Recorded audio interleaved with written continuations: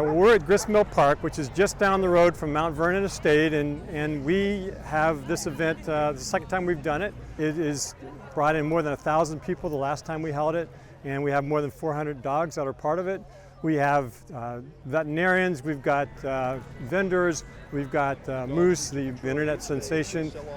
We have pretty much you name it, and you can see looking around you that the community really loves this particular event. Well, we hold it at Grist Mill Park for a couple of reasons. One is that we have a wonderful dog park here, so folks can bring their dogs, and they're here every day of the week, frankly, and so everybody knows it. It's a gathering point for folks who have dogs and people who like dogs.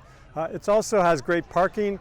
We have wonderful athletic fields here, and it's just a wonderful location in the middle of Mount Vernon District. The core of the event is responsible pet management.